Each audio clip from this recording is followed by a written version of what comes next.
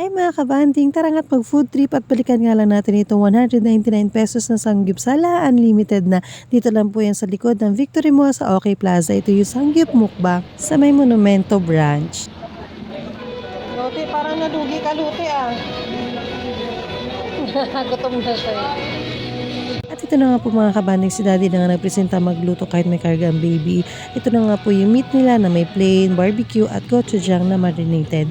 At syempre sa mga side dishes naman, meron tayo ditong fish cake, cucumber at yung mga sauces natin, samjang at yung gochujang, may japchae, kimchi at yung one-time serve lang na lettuce. Meron din silang potato marble at yung sweet potato o yung kamote natin. Sama na rin sa ani yung rice.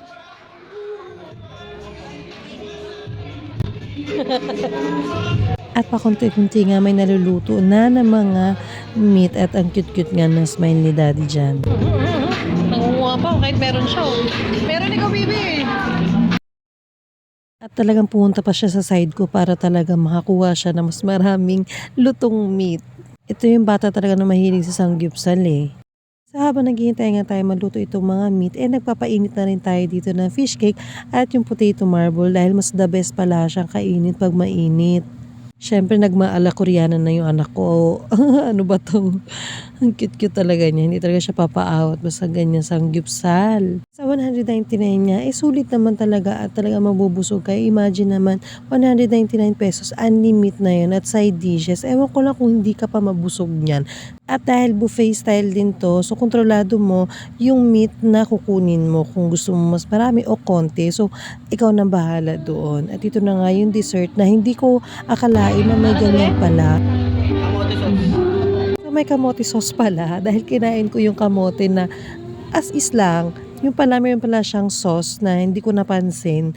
So, yun talaga nagpapasarap talaga dyan. At swak na swak talaga yung tamis niya dun sa kamote na tama lang yung tamis.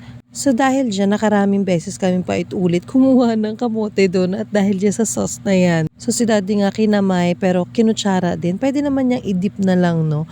Pero, ayun, bahala na siya sa buhay. Diskarte niya yan. Oo. Grabe yung paus ko kaya hayaan nyo lang muna ganito yung aking boses mga kabanding. At dahil busog na si Kulot, so ayan, nag-enjoy na lang siya sa tugtog dyan. Nakakatuwa nga dito dahil natsyempohan namin, meron sila live performer, comedy at may kantahan ding nagaganap. Pero hindi ko lang sure kung every night po yun. So, yan mga kabanding, sana po nag-enjoy kayo sa aming video for today. And for more banding updates, please follow us on Facebook page Love Food Banding with Team Colots. And also subscribe our YouTube channel Love Food Banding. Maraming po salamat. See ya! God bless!